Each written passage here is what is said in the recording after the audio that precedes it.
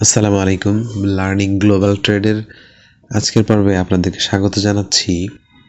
আজকে আমরা আন্তর্জাতিক বাণিজ্যের একটা গুরুত্বপূর্ণ টপিক নিয়ে আলোচনা করব। সেটা হচ্ছে ইনকোটার্মস, অর্থাৎ আন্তর্জাতিক বাণিজ্যে ইন্টারন্যাশনাল কমার্শিয়াল টার্মস নামে যে টার্মগুলো রয়েছে সেগুলো নিয়ে আমরা আজকে বিস্তারিত আলোচনা করব ইনশাল্লাহ। ইনকোটার্মস কি আসলে?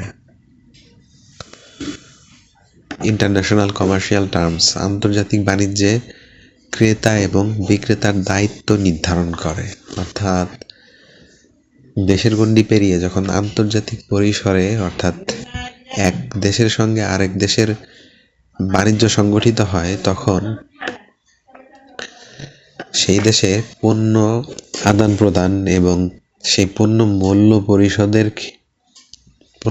পরিশোধ এবং আরও বিভিন্ন বিষয়ে জড়িত থাকে, এবং সেই বিষয়গুলোকে সহজ করে আনার জন্য আন্তর্জাতিক বাণিজ্যের যে নিয়ন্ত্রণ সংস্থা রয়েছে, international chamber of commerce ICC, say ICC কর্তৃক প্রণীত কিছু ইন্টারন্যাশনাল কমার্শিয়াল টার্মস রয়েছে। তো সেগুলোকে বলা হয় ইনকোটার্মস সংক্ষেপে। তো চলুন আমরা ইনকোটার্মস নিয়ে বিস্তারিত আলোচনা করি আজকে। ইনকোটার্মসের কাজ হচ্ছে আসলে এক দেশ থেকে আরেক দেশে যখন পণ্য ডেলিভারি হয়, অর্থাৎ স্থানান্তরিত হয়, বা কমার্শিয়াল ভাষায় যদি বলি শিপমেন্ট হয়, তো তখন পণ্য শিপমেন্টের কোন পর্যায়ে কোন ক্ষেত্রে সেই পণ্যের বিভিন্ন খরচ রয়েছে, ট্রান্সপোর্টেশন কস্ট রয়েছে, পণ্যের যেহেতু পণ্য একটা দীর্ঘ পথ অতিক্রম করে পণ্য এক দেশ থেকে আরেক দেশে আমদানি রপ্তানি হয়, তো সেই ক্ষেত্রে বিভিন্ন ধরনের ঝুঁকি থেকে থাকে। তো সেই ক্ষেত্রে ইন্স্যুরেন্স প্রিমিয়াম গ্রহণ করতে হয়, এবং এই আন্তর্জাতিক বাণিজ্যের যে কস্টগুলো রয়েছে, অর্থাৎ পণ্য শিপমেন্টের বেলায় ক্রেতা এবং বিক্রেতা কোন পর্যায়ে কি দায়িত্ব পালন করবে, এই জিনিসগুলোই আসলে নির্ধারণ করে দেয় এই ইনকোটার্মস। অর্থাৎ ইনকোটার্মসের মাধ্যমে নির্ধারিত হয় পণ্য শিপমেন্টের কোন পর্যায়ে ক্রেতা এবং বিক্রেতা কি দায়িত্ব পালন করবে, এবং ক্রেতার দায়িত্ব কোন পর্যন্ত হবে এবং বিক্রেতার দায়িত্ব কোন পর্যন্ত হবে, তা ইনকোটার্মসের মাধ্যমেই নির্ধারিত হয়ে থাকে। ইনকোটার্মস কেন গুরুত্বপূর্ণ? ঝুঁকি বন্টন, অর্থাৎ পণ্য পরিবহনের ক্ষেত্রে যে ঝুঁকি রয়েছে তা কত অংশ ক্রেতা গ্রহণ করবে, কত অংশ বিক্রেতা বহন করবে, সেটা বন্টন করে দেয় হচ্ছে এই ইনকোটার্ম। খরচ বন্টন, অর্থাৎ পণ্য পরিবহনের যে খরচ রয়েছে সেটাও এই ইনকোটার্মের মাধ্যমেই নির্ধারণ হয়ে থাকে। দায়িত্ব স্পষ্ট করা এবং আন্তর্জাতিক বিরোধ কমানো, অর্থাৎ পণ্য পরিবহনের ক্ষেত্রে ক্রেতা এবং বিক্রেতার মধ্যে আন্তর্জাতিক পরিসরে যখন ইনকোটার্মের মাধ্যমে সঠিক দায়িত্ব বন্টন হয়, তখন দেখা যায় যে ওই ক্রেতা ও বিক্রেতার মধ্যে আর কোনো বিরোধের সম্ভাবনা থাকে না। যেভাবে ইনকোটার্মের মাধ্যমে আন্তর্জাতিক বাণিজ্যকে অত্যন্ত সহজ করে আনা হয়। ইনকোটার্মস কে প্রণয়ন করে? ইন্টারন্যাশনাল চেম্বার অফ কমার্স, অর্থাৎ সংক্ষেপে আইসিসি। এই ইন্টারন্যাশনাল চেম্বার অফ কমার্সের কাজ হচ্ছে ইনকোটার্ম প্রণয়ন করা, এবং এর সর্বশেষ সংস্করণ হচ্ছে ইনকোটার্মস 2020, অর্থাৎ 2020 সালে সর্বশেষ এটি সংস্করণ করা হয়। ইনকোটার্মসের প্রধান গ্রুপ, এখানে চারটা গ্রুপে ভাগ করা হয়েছে, অর্থাৎ group, F group, C group এবং ডি গ্রুপ, অর্থাৎ চারটা গ্রুপে টোটাল 11টি ইনকোটার্মস রয়েছে। এই ইনকোটার্মসকে চারটা গ্রুপে ভাগ করা হয়েছে। ই গ্রুপে রয়েছে এক্স ওয়ার্ক। একটা বিষয় উল্লেখ করতে চাই আমি, এটা হচ্ছে যে প্রত্যেকটা ইনকোটার্মস কিন্তু আমাদেরকে খুব ভালোভাবে বুঝতে হবে। অর্থাৎ ইনকোটার্মসের মাধ্যমেই আমরা অ্যাজ এন ইম্পোর্টার অথবা এক্সপোর্টার হিসেবে আমাদের ইন্টারন্যাশনাল বিজনেসের রেসপন্সিবিলিটিসগুলো খুব সঠিকভাবে বুঝতে পারবো আমরা। এখানে বলা হচ্ছে যে বিক্রেতার দায়িত্ব সর্বনিম্ন। আজকে আমরা মানে সংক্ষিপ্ত পরিসরে সবগুলো ইনকোটার্মস নিয়ে একটা সার্বিক ধারণা নিব ইনশাল্লাহ। এরপরে আমরা পরবর্তী পর্বগুলোতে ধাপে ধাপে প্রত্যেকটা ইনকোটার্মস নিয়ে ইনশাল্লাহ আমি বিস্তারিত আলোচনা করার চেষ্টা করব। এক্স ওয়ার্কের এখানে বিক্রেতার দায়িত্ব সর্বনিম্ন, অর্থাৎ আমি একটু সংক্ষেপে বলতে চাই যে এক্স ওয়ার্কে আপনার অ্যাজ এন এক্সপোর্টার বা বিক্রেতা হিসেবে শুধু আপনার প্রোডাকশন শেষ করে আপনি আপনার ওয়্যারহাউসে অথবা আপনার ফ্যাক্টরিতে রেখে দিবেন। সেখান থেকে ক্রেতা সমস্ত খরচ বহন করে তার দেশে পণ্য আমদানি করে নিয়ে যাবে। এই হচ্ছে এক্স ওয়ার্ক। এই গ্রুপের আন্ডারে একটা ইনকোটার্ম এক্স ওয়ার্ক। এরপর রয়েছে এফ গ্রুপ। এফ গ্রুপের আন্ডারে রয়েছে FCA, FAS, FOB. FCA free carrier, FAS free alongside ship, FOB free on board. অর্থাৎ এফওবি ইনকোটার্মের সঙ্গে আমরা যারা এক্সপোর্ট সেক্টরে কাজ করছি কমার্শিয়ালে তারা নিশ্চয়ই পরিচিত।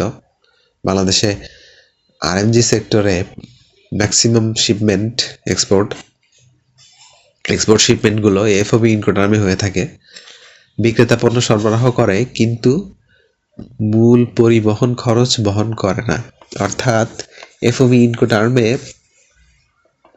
সাধারণত পণ্য জাহাজে তুলে যাওয়া পর্যন্ত যে খরচগুলো রয়েছে সেগুলো বিক্রেতা বহন করে। এরপর পণ্য জাহাজে লোড করে দেওয়ার পর বাকি খরচ ক্রেতার কাছে স্থানান্তরিত হয়ে যায় ইনকোটার্মের নির্দেশনা অনুযায়ী।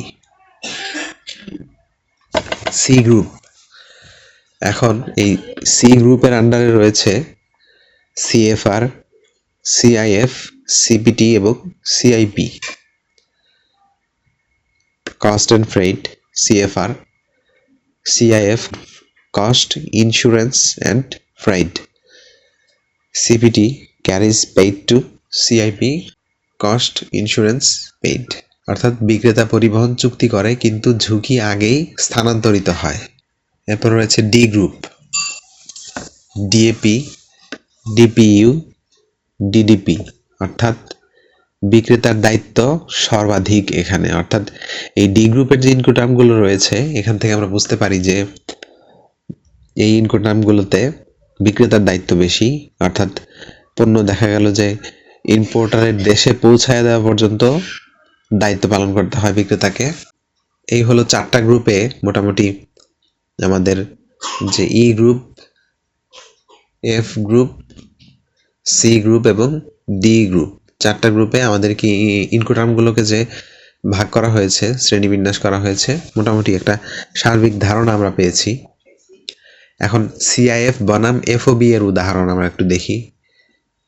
সিআইএফ বিক্রেতা বীমা এবং ফ্রেইট বহন করে। এফওবি ক্রেতা ফ্রেইট এবং বীমা বহন করে। অর্থাৎ সিআইএফ বিক্রেতা ইন্স্যুরেন্স করবে, ফ্রেইট বহন করবে, আর এফওবিতে ক্রেতা ফ্রেইট বহন করবে এবং বীমা বহন করবে। পরিশেষে বলা হচ্ছে যে সঠিক ইনকোটার্ম নির্বাচন নিরাপদ এবং স্বচ্ছ আন্তর্জাতিক বাণিজ্যের চাবিকাঠি। অর্থাৎ সঠিক ইনকোটার্ম নির্বাচনের মাধ্যমে স্বচ্ছ এবং নিরাপদ আন্তর্জাতিক বাণিজ্য সম্পন্ন করা সম্ভব হয়। আমরা ইনকোটার্মের যে একটা চার্ট রয়েছে আমরা যদি একটু দেখার চেষ্টা করি এখন, এখানে যে ইনকোটার্ম 2022 rules responsibility quick reference guide, অর্থাৎ এই একটা চার্টের মাধ্যমে এখানে দেখানো হয়েছে যে শিপমেন্টের কোন পর্যায়ে ক্রেতা বা বিক্রেতা কে কতটুকু দায়িত্ব পালন করবে, কার কতটুকু দায়িত্ব বন্টন হবে, এখানে একটা ফ্লো চার্টের মাধ্যমে খুব সুন্দরভাবে উপস্থাপন করা হয়েছে। এখানে ইনকোটার্মের বিস্তারিত আমরা এখানে দেখতে পাচ্ছি যে টোটাল 11টি ইনকোটার্ম রয়েছে এখানে, যে ex work, FCA, FAS, FOB, CFR, CIF, CPT, CIP, DAP, DPU, DDP, অর্থাৎ টোটাল 11টি ইনকোটার্মের এখানে দেওয়া আছে। দেখেন এখানে অব্লিগেশনস অ্যান্ড চার্জেস, অর্থাৎ ট্রান্সফার অফ রিস্ক ইনকোটার্ম, অর্থাৎ ঝুঁকি কার কতটুকু ঝুঁকি স্থানান্তরিত হবে এখানে দেওয়া আছে। তারপর এক্সপোর্ট প্যাকেজিং, অর্থাৎ এক্সওয়ার্কে সেলার শুধু পণ্য এক্সপোর্টের জন্য প্রস্তুত করে প্যাকেজিং করে শুধু তার ফ্যাক্টরিতে পণ্য প্রস্তুত করে রেখে দিবে। এরপর বাকি দায়িত্ব, লোডিং চার্জ বলেন, ডেলিভারি, এক্সপোর্ট ডিউটি, আদার্স যে খরচগুলো রয়েছে সবগুলো এখানে বায়ার বহন করবে। এভাবে এফসিএ দেখেন এখানে কোন খরচগুলো সেলার বহন করবে খুব সুন্দরভাবে বলা আছে। কোন জায়গা থেকে বায়ার খরচ বহন করবে সেগুলো এখানে খুব সুন্দরভাবে বোঝানো হয়েছে।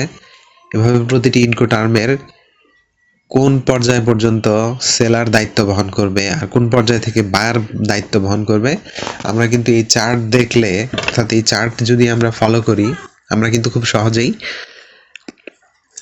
ইনকোটার্মের যে ল্যাঙ্গুয়েজ রয়েছে নিজস্ব, সেই ল্যাঙ্গুয়েজ আমরা বুঝতে পারবো। এবং এভাবে আমরা যারা কমার্শিয়াল সেক্টরে কাজ করি ইনকোটার্মসের সঠিক ব্যবহার আমরা করতে পারবো। তো আশা করি আমরা আর এই সংক্ষিপ্ত আলোচনা থেকে আজকে আমরা ইনকোটার্ম সম্পর্কে একটা সুন্দর ধারণা নিতে পেরেছি ইনশাল্লাহ। তো পরবর্তী পর্বগুলোতে আমি ইনশাল্লাহ চেষ্টা করব প্রতিটি ইনকোটার্ম নিয়ে বিস্তারিত আলোচনা করার। সবাই ভালো থাকবেন, ধন্যবাদ।